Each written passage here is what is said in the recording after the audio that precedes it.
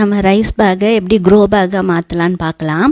முதல்ல ரைஸ் பேக்கை எடுத்துக்கிட்டு இது கொஞ்சம் கிழிஞ்சு போச்சு. அதோட ரைஸ் பேக்கோட அடிப்பக்கத்தை விசிறி மாதிரி மடித்து ஒரு சணலோ இல்லை ஒரு கயிறோ போட்டு நல்லா டைட்டாக கட்டிடணும்.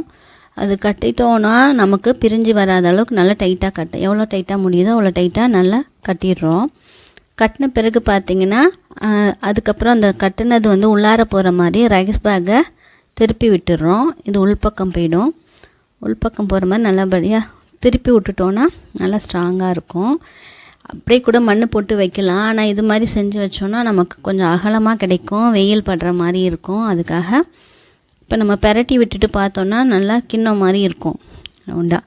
அப்படியே கூட மண் போட்டு யூஸ் பண்ணலாம். இல்லைன்னா அதே கொஞ்சம் உள்பக்கமாக திரும்பவும் ஒரு மடித்து விட்டுட்டோம். அந்த கைப்பிடி இருக்கும்ல அந்த சைடு உள்பக்கமாக கொஞ்சம் மடித்து விட்டுட்டோன்னா இன்னும் அகலமாக கிடைக்கும், நமக்கு வெயில் நல்லா படுற மாதிரி இருக்கும். அது மாதிரி மடித்து விட்டுட்டு அதில் மண் கொட்டி நம்ம செடி வளர்க்கலாம். அப்படி இதில் லைட்டாக கிழிஞ்சிருக்கு, அதனால் அப்படியே விட்டுட்டேன். இல்லைன்னா கோணி ஊசியை சூடு பண்ணி அங்கங்கே ஹோல் போட்டு விட்டிங்கன்னா எக்ஸஸ் வாட்டர்லாம் போயிடும், நமக்கு தண்ணி தேங்காமல் நல்லா வளரும். இதே மாதிரி பண்ணி வச்சுக்கலாம். இதே மாதிரி நிறைய பேக் யூஸ் பண்ணலாம். இன்னொரு கவரில் பண்ணுறேன் பாருங்கள். அடுத்தது இந்த கவரும் அதே மாதிரி தான், இதே ப்ராசஸ் தான். கவரில் பண்ணலாம், சாக்கில் பண்ணலாம், இன்னும் திக்கான பை எதாக இருந்தாலும் இதே மாதிரி பண்ணலாம், செடி வளர்க்கலாம். இப்போ இந்த கவரை அடிப்பக்கத்தை அதே மாதிரி விசிறி மாதிரி மடிச்சுக்கிறோம். மடித்ததை அதே மாதிரி சணல் போட்டும் கட்டலாம்.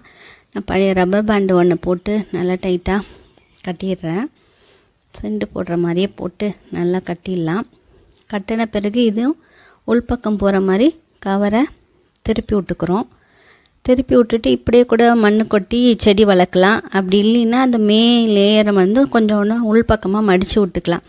மடித்து விட்டிங்கன்னா இன்னும் கொஞ்சம் அகலமாக தெரியும், நமக்கு வெயில் படும் ஈஸியாக.